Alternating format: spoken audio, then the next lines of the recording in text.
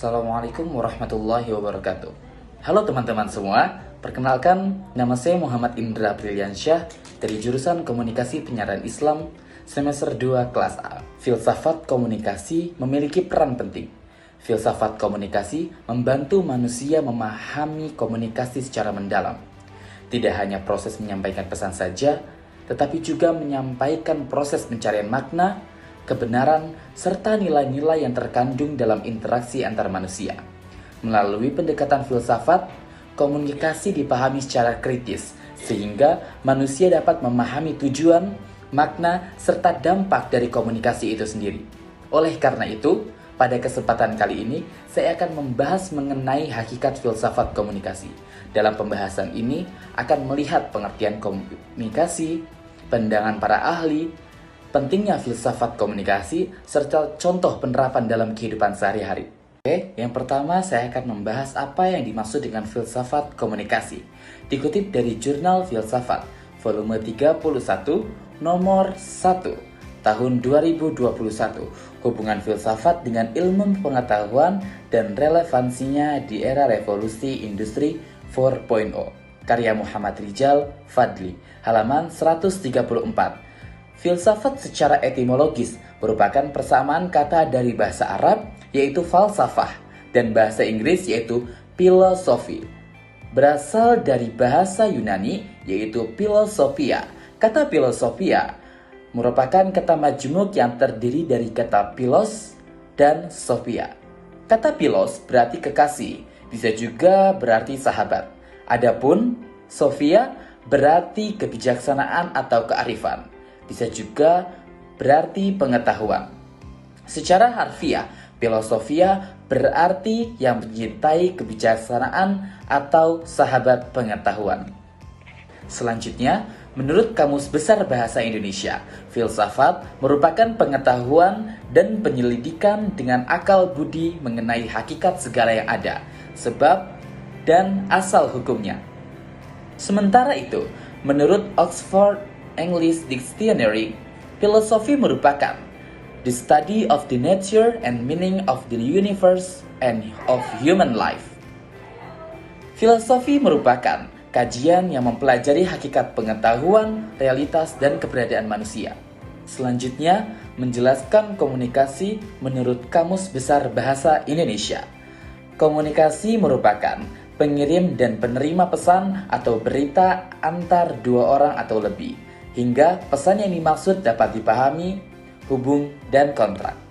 Berdasarkan pengertian tersebut, dapat dipahami bahwa filsafat komunikasi merupakan kajian yang mempelajari secara mendalam tentang hakikat komunikasi, bagaimana proses komunikasi terjadi, serta bagaimana manusia membangun makna melalui komunikasi tersebut.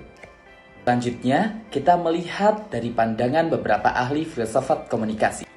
Menurut Onong Ujjana Effendi dalam bukunya Ilmu, Teori, dan Filsafat Komunikasi yang dikutip di dalam buku Dasar-Dasar Komunikasi Pendidikan halaman 40 menjelaskan bahwa filsafat komunikasi merupakan disiplin yang menelaah pemahaman secara fundamental, metodologis, sistematis, analitis, kritis, dan holistis, dan teori yang memproses komunikasi yang meliputi segala dimensi menurut bidang.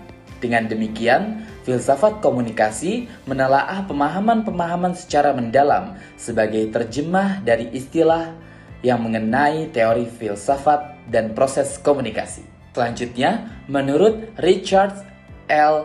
Laningan dalam buku Etika Filsafat Komunikasi, karya Muhammad Mufid, halaman 85 menjelaskan bahwa filsafat komunikasi adalah studi yang berusaha memahami bagaimana manusia memperoleh pengetahuan tentang dunia melalui proses komunikasi. Selanjutnya, menurut Stephen W. Littgen dalam bukunya Theory of Human Communication, edisi ke-10, bab Communication Theory and Scholarship, halaman 12, menjelaskan bahwa filsafat komunikasi mempelajari menjelaskan bahwa dalam teori komunikasi, manusia itu mengamati interaksi dan mengalarifikasikan pengalaman tersebut untuk membangun sebuah makna komunikasi. Selain itu, Menurut Everett M. Roger dalam buku Komunikasi Abad ke-21, volume 2, sebuah panduan referensi, karya William F. Eddy, halaman 43, bab 57 tentang agenda, setting, dan framing.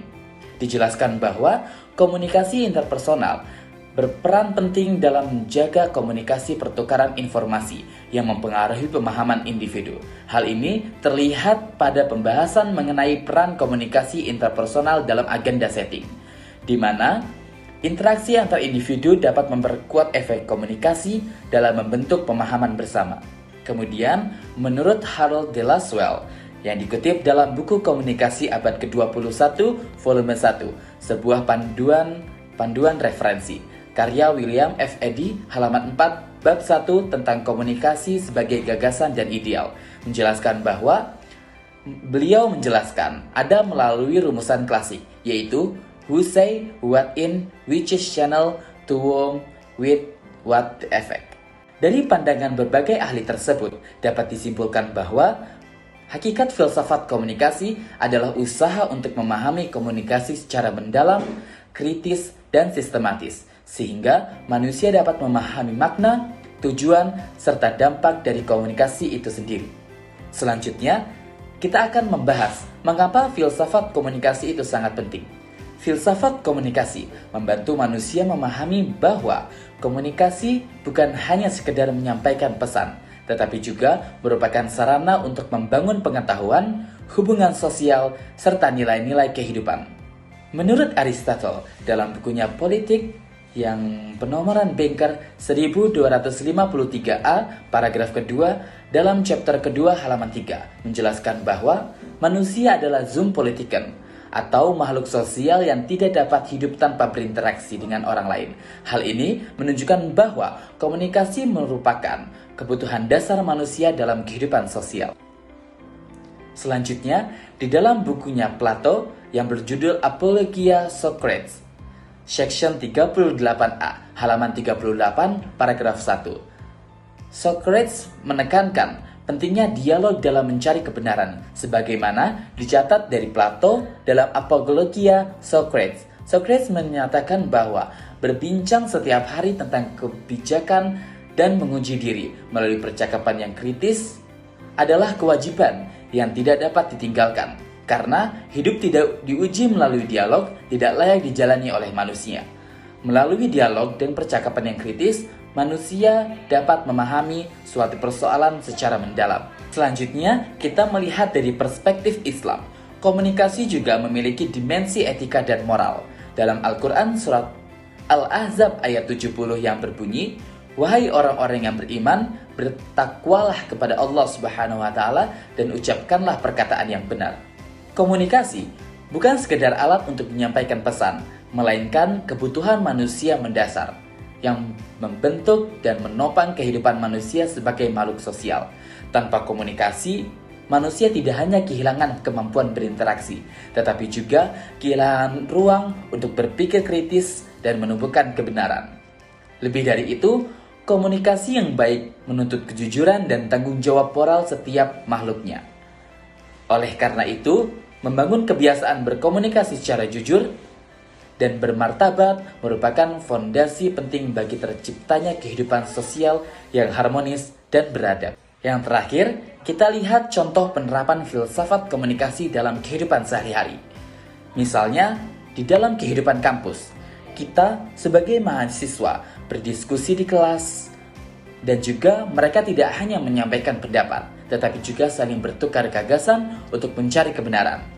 Hal ini juga dijelaskan dalam Jurnal Harmoni, yaitu Jurnal Ilmu Komunikasi dan Sosial, volume 2, nomor 2, Juni tahun 2024. Filsafat Komunikasi, karya Rapi Lamnur Siregar, Indira Fatradeni P, dan Hansun Jauri Ritogan, halaman 256. Dengan cara tersebut, cara itu sejalan dengan dialog yang digunakan oleh Socrates, yaitu memperoleh pengetahuan melalui percakapan yang kritis. Kita melihat dari contoh lainnya dalam penggunaan media sosial. Di era digital saat ini, yang saya kutip dari Jurnal Eksistensi Filsafat Komunikasi di Era Digital, karya Dewi Sam Santi, Ida Bagus Alit, dan Sri Rahayu. Volume 2, nomor 1, edisi bulan Mei tahun 2023, halaman 30, menjelaskan bahwa filsafat komunikasi mengembangkan kerangka etis yang kokoh dalam menggunakan teknologi digital dalam komunikasi. Hal ini membantu kita menghindari masalah etis dalam penggunaan teknologi digital, seperti privasi dan keamanan data, cyberbullying, dan penyebaran hoax. Filsafat komunikasi memperkuat kemampuan kritis dalam menganalisis dan mengevaluasi informasi yang diterima melalui teknologi digital. Hal ini penting karena teknologi membuat informasi lebih diakses, namun juga mudah untuk menyebar informasi yang tidak benar atau menyesatkan. Selanjutnya, dalam Jurnal Filsafat Komunikasi Islam, volume 4, nomor 2 tahun 2015, karya Syukurdi, halaman 283. Dalam perspektif Islam, komunikasi yang baik juga tercermin dalam sikap berkata jujur, tidak menyebar fitnah, serta menjaga ucapan agar tidak menyakiti orang lain. Dengan demikian, komunikasi juga menjadi sarana membangun komunikasi hubungan yang sosial dan harmonis. Sebagai penutup, dapat disimpulkan bahwa hakikat filsafat adalah usaha memahami komunikasi secara mendalam, agar manusia dapat menggunakan komunikasi sebagai sarana untuk mencari kebenaran, membangun pemahaman, serta menjadi nilai-nilai moral dalam kehidupan bermasyarakat. Demikian penjelasan mengenai hakikat filsafat komunikasi. Terima kasih atas perhatiannya teman-teman. Wassalamualaikum warahmatullahi wabarakatuh.